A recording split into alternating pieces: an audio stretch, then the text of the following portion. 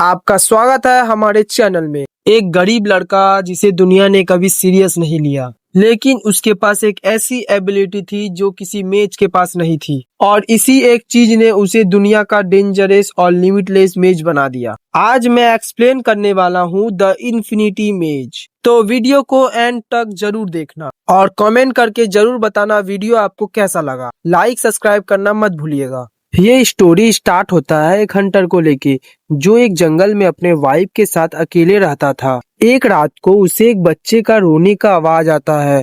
वो सोचता है इतने रात को जंगल के अंदर अपने बच्चे को लेके कौन आया है। थोड़ी देर सोचने के बाद उसे लगा इतने रात को जंगल में चोर के अलावा और कौन आ सकता है। जो भी आया है वो गलत घर में चोरी करने के लिए आ गया है। मैं इस जगह का सबसे ताकतवर हंटर हूँ। फिर वो एक कुल्हाड़ी लेता है और आस्ते आस्ते उस आवाज के पीछे जाता है जो उसके घोड़े के तवेले से आ रहा होता है। वो तवेले के पास पहुंच जाता है और दरवाजा खोलकर उन लोगों को मारने के लिए अंदर छलांग मारता है, लेकिन उसको अंदर जाकर पता लगता है कि यहाँ कोई नहीं है। वो तवेले में थोड़ा खोजता है तो उसे एक प्यारा सा बच्चा दिखता है जो उसके तवेले में कोई छोड़ के गया होता है। वो थोड़ा घबरा जाता है उस बच्चे को देखकर, इसीलिए वो उस बच्चे को उठा के देखने लगता है कि वो बच्चा जिंदा है कि नहीं। उसे उस बच्चे का दिल का आवाज सुनकर सुकून मिलता है, और इतना आवाज होने की वजह से उसकी वाइफ भी उठ जाती है।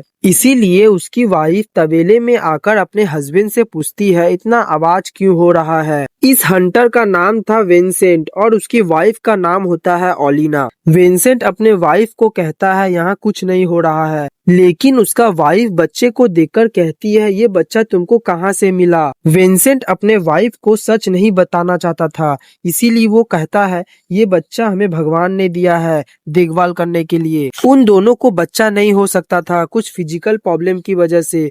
वो दोनों फैसला करते हैं उस बच्चे का देखभाल करने का। उसके बाद हमें एक छोटा सा स्टोरी दिखाया जाता है एक मेज के बारे में। बहुत समय पहले इस किंगडम में एक मेज रहता था। इस किंगडम में ज्यादा बारिश नहीं होता था, इसीलिए यहाँ फसल भी नहीं हो पाता था। इसीलिए वहाँ के प्रजा और राजा उस मेज के पास जाके रिक्वेस्ट करते हैं बारिश करने के लिए। वो मेज अपने मैजिक से बारिश कर देता है, जिस वजह से वो लोग फसल उगा पाते हैं। तभी से वहाँ शुरू हुआ मैजिक का चर्चा और लोग मैजिक को महत्व देने लगे। और ये जो स्टोरी था वो एक बच्चा अपने किताब से पढ़ रहा था। ये वही बच्चा है जो हंटर को मिला था, और यही मेन कैरेक्टर है इस स्टोरी का, और इसका नाम सिरॉन था। सिरॉन को किताब पढ़ना बहुत पसंद था। वो हमेशा कोई ना कोई किताब पढ़ता रहता था जो उसके डैड काम के वहाँ से लाते थे। सिरॉन 12 साल का था, उसको मैजिक का किताब बहुत पसंद था।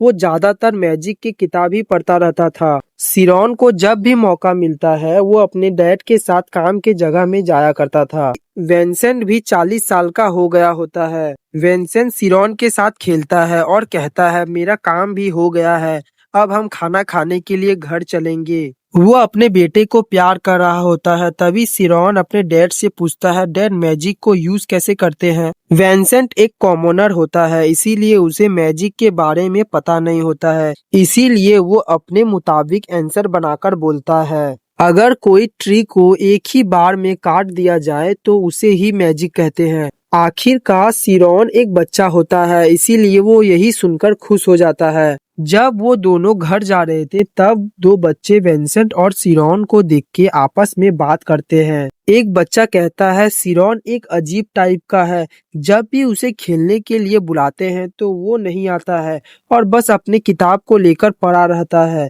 दूसरा बच्चा कहता है मेरी मॉम ने कहा था सिरॉन असलियत में विंसेंट का खुद का बच्चा नहीं है। विंसेंट और उसकी बीवी को ये बच्चा कहीं मिला था। उसके बाद से वो दोनों बच्चे का देखभाल करने लगे। ये सब बात सुनकर विंसेंट बहुत ज्यादा गुस्सा हो गया होता है। विंसेंट सोचता है ये सब कुछ भी बोले, लेकिन सिरॉन मेरा खुद का बच्चा है, मैं उसे कभी भी अकेले नहीं छोड़ूंगा और मैं उसे अपने से दूर नहीं करूंगा। विंसेंट सिरॉन से कहता है आज तुमने बहुत मदद किया, इसलिए मैं तुम्हें नेक्स्ट डे सिटी में ले जाऊंगा और सिरॉन का फेवरेट चीज खरीद देंगे।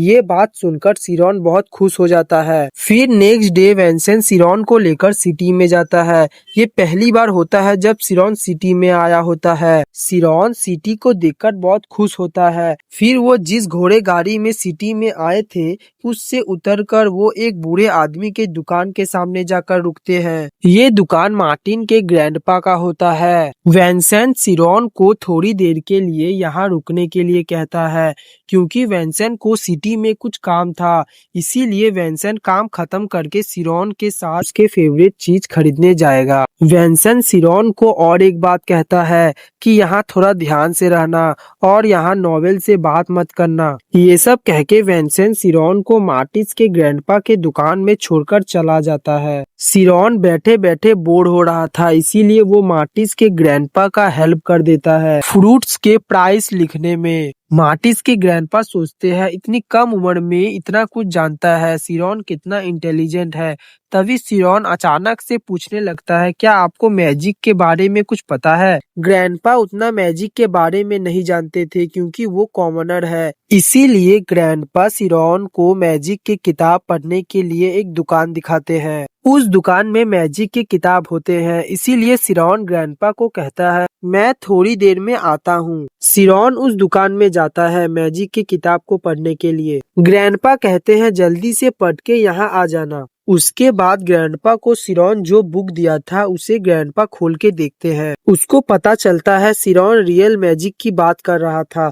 ग्रैंडपा को लग रहा था कि सिरॉन मैजिक की कहानी के बारे में बोल रहा था और वहाँ सिरॉन दुकान के अंदर चला गया होता है। वो वहाँ से बुक निकालने की कोशिश करता है लेकिन स्टोर की मालकिन उसे बुक निकालने नहीं देती है और कहती है ये बुक बहुत महंगा है, तुम अपने गंदे हाथ मत लगाओ इस बुक में। और उसने ये भी कहा था कि ये कोई कॉमनर का दुकान नहीं है, यहाँ नॉवेल्स आते हैं बुक खरीदने के लिए। सिरॉन को और भी बातें सुनाती है। तभी दुकान में एक नॉवेल आता है जो दुकान की मालकिन से बात करने लगता है और इसी टाइम सिरॉन जल्दी जल्दी बुक पढ़ने लगता है। उसे वो किताब पढ़कर कुछ न्यू इन्फॉर्मेशन नहीं मिलता है। वो ये सब पहले ही अपने किताब में पढ़ लिया था जो उसके डैड लेके आते थे। इसीलिए वो किताब को रखकर दुकान के बाहर आ जाता है और तभी वो देखता है एक नॉवेल बहुत किताब लेके कहीं जा रहा होता है और वो सब किताब कचरे में फेंक देता है। ये सब देखकर सिरॉन को लगता है कैसे इन नॉवेल के पास इतना फैसिलिटी है लेकिन कॉमनर्स के पास कुछ नहीं है। फिर वो कचरे में से एक किताब उठाता है और उसे पता चल जाता है कि उसके डैड वो किताबें कहाँ से लाते थे। फिर सिरॉन पास में कुछ नॉवेल्स को देखकर सोचता है क्यों नॉवेल्स को इतना कुछ मिलता है और हमें नहीं मिलता। ये सब सोचते सोचते जब वो गेट के अंदर जाने लगता है तब उसे एक गार्ड रोक लेता है और पूछता है तुम इस एरिया में क्या कर रहे हो क्योंकि यहाँ कॉमनर्स का आना मना है। और एक दूसरा गार्ड आकर कहता है हमें इसका तलाशी लेना होगा, क्या पता ये एक जासूस है। सिरॉन को पता चल गया था कि वो कोई मुसीबत में पड़ने वाला है, इसीलिए जब वो दोनों गार्ड आपस में बात कर रहे थे तब वो अपना जैकेट का यूज करके भाग जाता है। फिर वो गार्ड्स उसे खोजने के लिए इधर उधर चले जाते हैं। जब वो गार्ड्स वहां से चले जाते हैं तो सिरॉन बाहर आता है और वो गंदा हो गया होता है और जब वो गार्ड के पास से भाग रहा था तब उसका जूता दीवार के पास जाके गिर जाता है। इसीलिए वो जब जूता पहनने के लिए दीवार के पास जाता है तो दीवार के उस पार से कुछ मैजिक के बारे में बात हो रही थी। ये सब बातें दीवार के उस पार से आ रहा था, इसीलिए सिरॉन को समझ में आ जाता है ये मैजिक स्कूल है। इसीलिए वो दीवार में चढ़ने लगा। दीवार के उस पार का सीन देखकर वो हैरान हो जाता है। दीवार के उस पार एक टीचर सभी बच्चों को मैजिक सिखा रहे होते हैं। वो टीचर लेवल 4 के मेज थे। सिरॉन दीवार के उस पार चला जाता है। सिरॉन आसपास देखता है तो उसे पता चल जाता है ये एक स्कूल है और वो ओल्ड मैन ये स्कूल का हेडमास्टर है। और अचानक से सिरॉन को देखकर सभी बच्चे घबरा जाते हैं और कहने लगते हैं तुम यहाँ से चले जाओ, ये जगह कॉमनर्स के लिए नहीं है। हेडमास्टर सभी बच्चे को शांत करते हैं और सिरॉन से पूछते हैं तुम यहाँ क्यों आए हो। फिर सिरॉन पूरी बात बताता है मैंने मैजिक का साउंड सुना, इसीलिए मैं मैजिक देखने के लिए यहाँ आया। सिरॉन हेडमास्टर से रिक्वेस्ट करने लगता है उसे एक बार मैजिक दिखाने के लिए। तो हेडमास्टर ने सिरॉन से पूछा क्या तुमने कभी भी अपने लाइफ में मैजिक नहीं देखा। और सिरॉन तो ठहरा एक कॉमनर, इसीलिए वो कहता है मैंने कभी मैजिक नहीं देखा लेकिन मैंने काफी मैजिक के बुक पढ़े हैं।